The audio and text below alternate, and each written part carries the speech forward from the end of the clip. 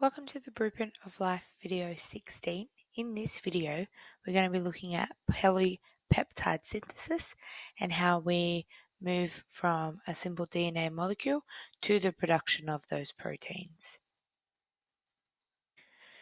So we know that on DNA we have genes that code information, and this information actually codes to make polypeptides for a cell.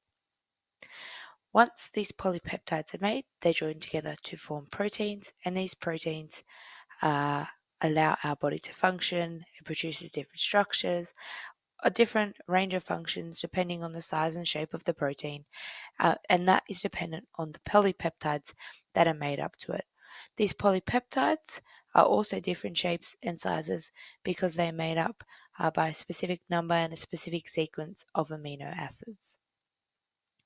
When we talk about the process of moving from a gene to a polypeptide, we're talking about two processes. We're talking about transcription, so the information on DNA that is copied onto an RNA molecule, and then we're talking about translation, where this RNA molecule is used to make a polypeptide chain.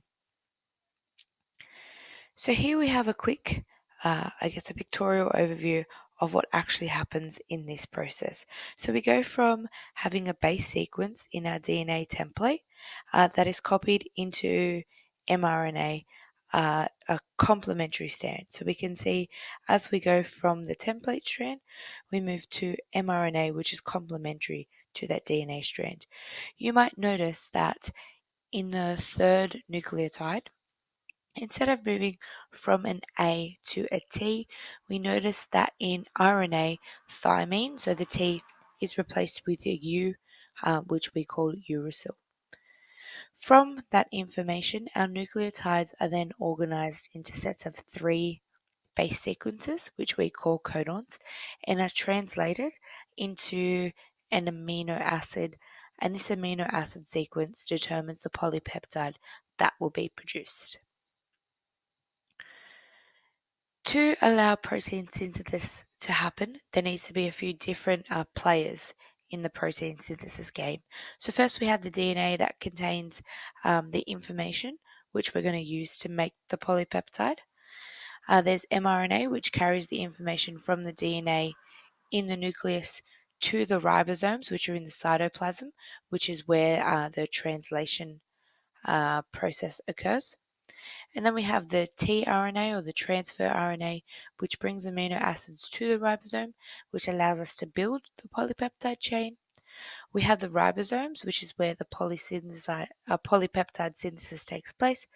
And then we have enzymes, which are constantly catalyzing all these reactions at different stages.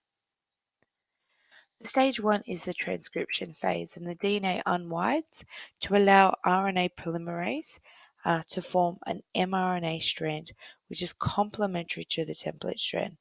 And the length of this mRNA strand that is coded is determined by the presence of start and stop codons. During this process of creating the mRNA and moving towards the translation phase, there are different sequences of mRNA which we term introns and exons, which can be coding and non-coding regions. So during this process, any non-coding regions called introns are spliced or cut out from the mRNA, which allows the exons, which are the coding regions, to join up. And again, we note that in RNA, there is no thymine, it is replaced with uracil. Stage 2 is where we have amino acid activation, and that's where we have our transfer RNA, where amino acids attach to.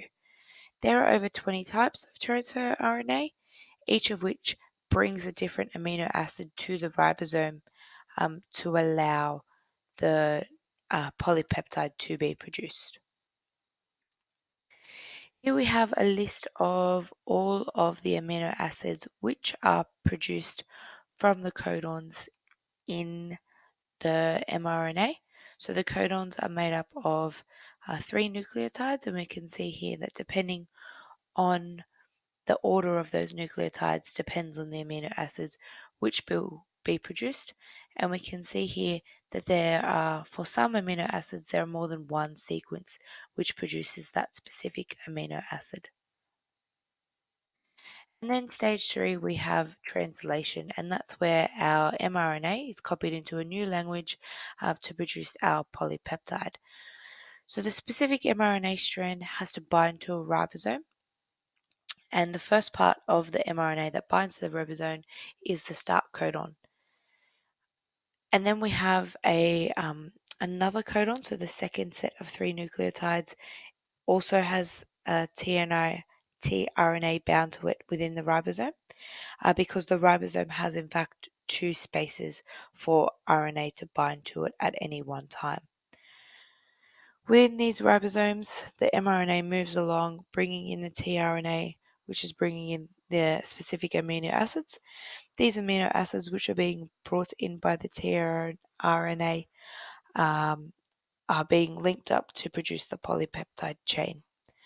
As soon as the stop codon reaches the ribosome, that's when the polypeptide chain that has been produced is released into the cytoplasm.